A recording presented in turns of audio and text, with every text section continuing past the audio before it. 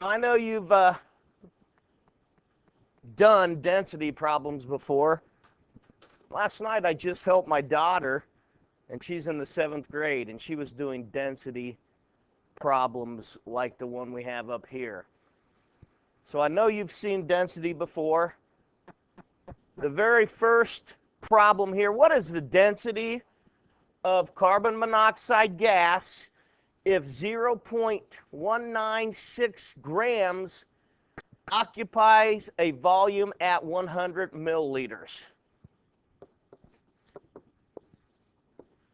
Well, we know that D is equal to M over V. So if I have a mass and I have a volume, or I can find a volume, that's all I need. In this particular instance, my mass is 0.196 grams. My volume is 100 milliliters. So when I do my math, I just simply take 0.196 and divide it by 100,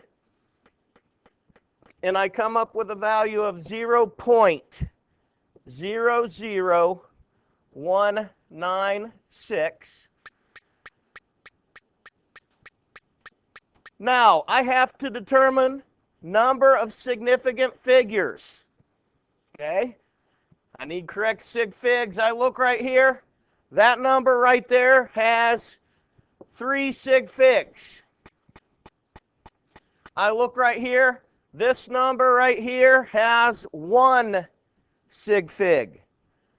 Since I'm doing division here, I need to take the lowest amount of significant figures, which is right here, 1 sig fig. So I look back down at 0.00196. I'm going to round that to 0.002. And now I need to have a label, grams per milliliter.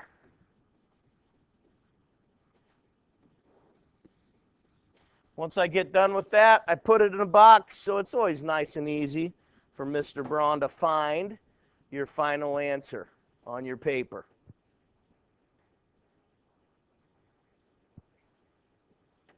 Any questions on this first example?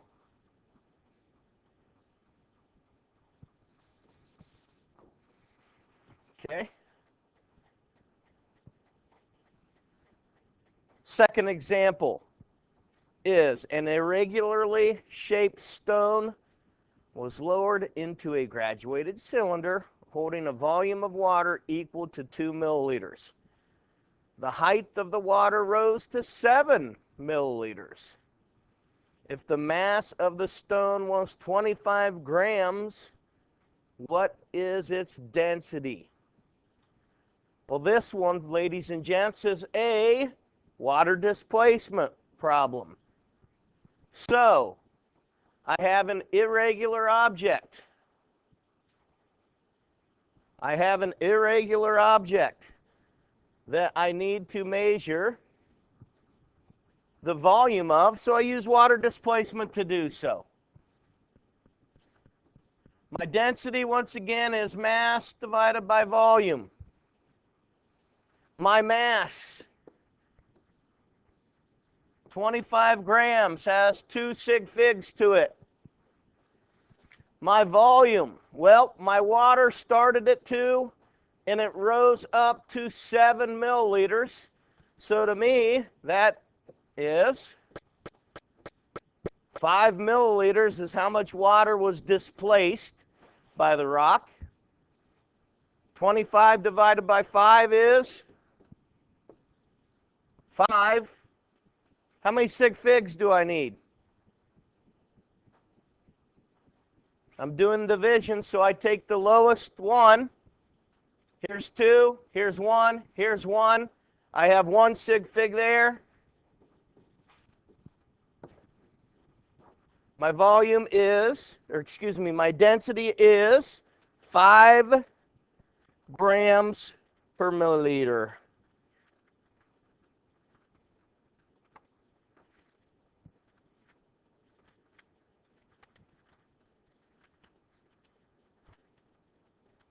Questions on this problem?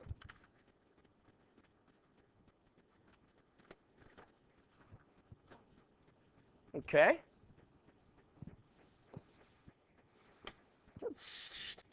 Let's look at our, maybe, come on.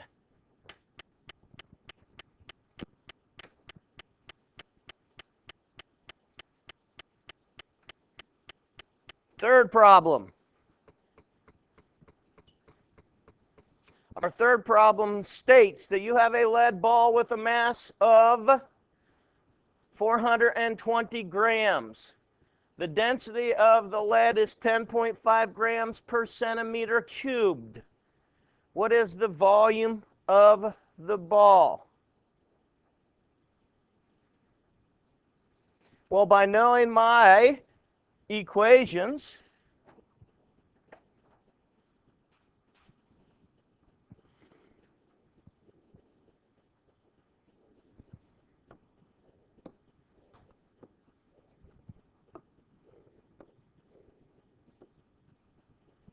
I know D is equal to M over V.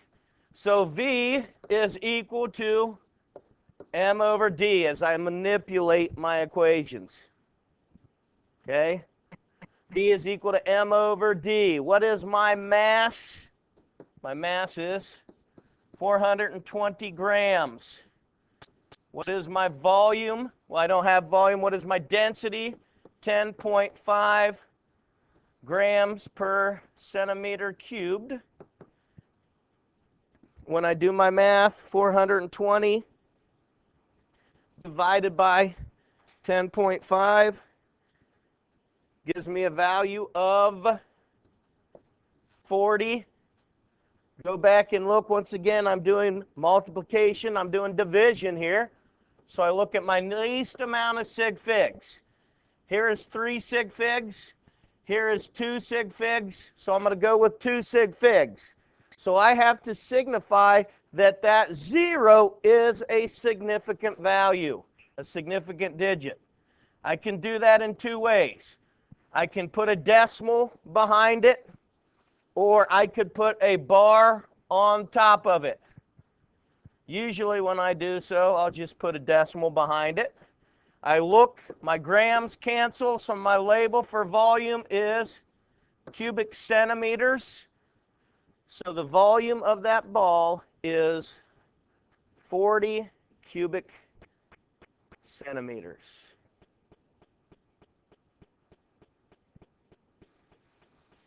Just a little bit different way to calculate using my density equation.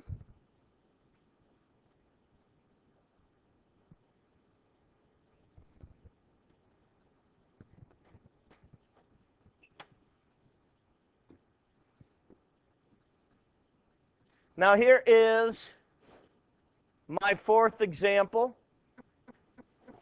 It says that a graduated cylinder has a mass of 80 grams when empty.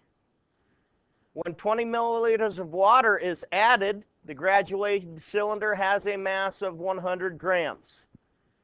If a stone is added to the graduated cylinder, the water level rises to 45 milliliters, and the total mass is now 56 grams.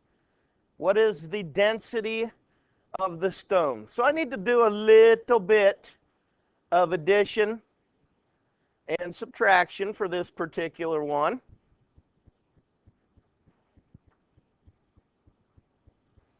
So, as I look at this, I'm trying to determine, first of all, my mass. I know that the mass of the graduated cylinder was 56.0 grams at the end when the rock was added.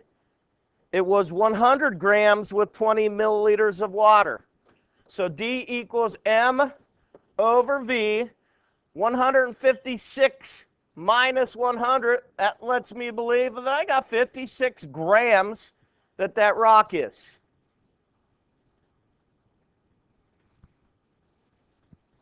Now, when the rock was added, it came to a total of 45 milliliters. It was 20 milliliters when we started, so that tells me that I have 25 milliliters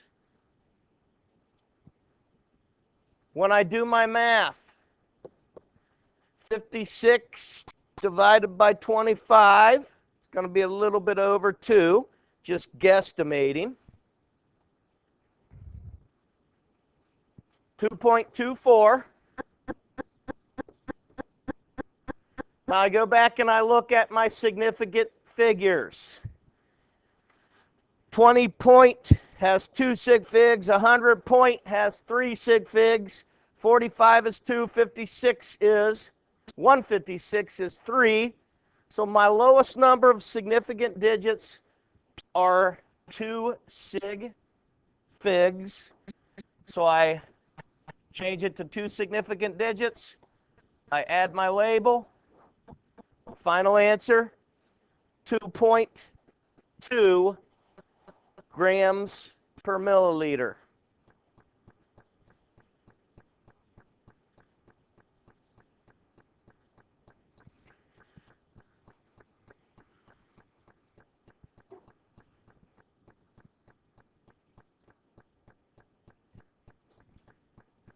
Okay. Now what I'm going to do is I'm going to pass out a piece of paper. I want you to read this, and then we are going to work our final slide here. So go ahead and copy these examples. There's going to be a couple more. The even rule. Now we're used to rounding. And as I look at this and talk about where I'm going to round my values at, when we deal with science, when we're rounding in science, it's called the round to even method, which I have renamed the even rule. As I look at this, the very first problem, 101.35, round to the 10th. As I'm rounding this to the 10th place, I can see my number right there is 3. Now you look at that value, and immediately you want to round that to 101.4. That is correct. But it's not 101.4 because the 5 rounds up. We have to look, when rounding a 5, we have to look at certain things. First of all, are there any numbers behind that 5? There are not. So this kicks in the even rule, telling you that the number before the 5 is now got to be an even number. Is 4 an even number? Yes, it is. So that is why we round that 3 up to a 4. So I have to check to see, okay, what is behind the 5? If there's something behind it, it's different. We'll see that here in a bit. Now, my second problem, 21.805. I am rounding that to the 100th spot. I look at the 100th spot right here. That is where I'm rounding. I have a 5 after it. Do I have any digits behind the 5? No. So that tells me that that number needs to be even in front. Is 0 even? Yes. So as I'm rounding this, 21.80 is the correct rounding based on the even rule. As I look at my third one here, As I look at my third one here, it says round to the 10th. I see my 10th is a 0.1. I see that I have a 5. Is there any value after the 5? Is there any value after the 5? Yeah, there's a 3 after it. Anytime there's a number that is not 0 after the 5, we round it up. So this would be rounded to 3.2. Okay, we have a number after the 5 that is a non-zero number. I look at my next one. It says round this to the 100th. 10th, there's my 100th, is a 0. I have a 5 behind that 0. Do I have any digits behind the 5? Yes, I do, but it's a 0. Okay? It's a 0. So that means that the even rule kicks in. If that would have been 1, 2, 3, 4, 5, 6, 7, 8, 9 instead of a 0, we would have rounded it up. It is not. It is a 0. So the even rule kicks in. 21.80. I have to have an even number.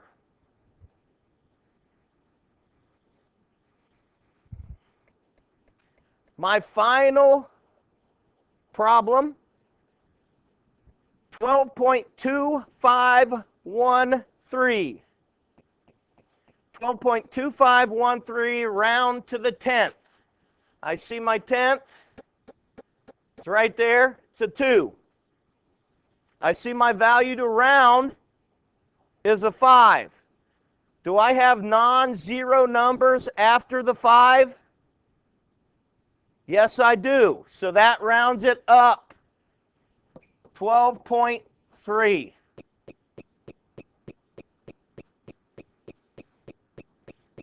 So put the round to even method notes in your notebook. Remember, when I'm dealing with 5, it's different than the way we normally would have rounded things.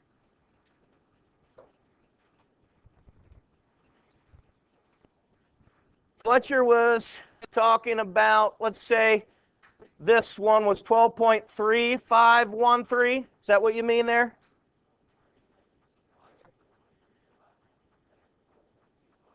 Yeah, right here? Even though it's even? Yes, if it has any number that is non-zero after the 5, we take it up. Okay, because we know it's more than halfway. What this whole thing's doing is we like to be totally accurate, and that's a guesstimation here. And if we always round it up and always round it up, take a 5 up, okay, it means every time you're guesstimating it up. We want to guesstimate it down sometimes too, and that's why we always round it to the even number. Okay? But anything it has after would be rounded up. Okay? Because we know it's greater than half. Okay? Greater than that 0.5. Any other questions?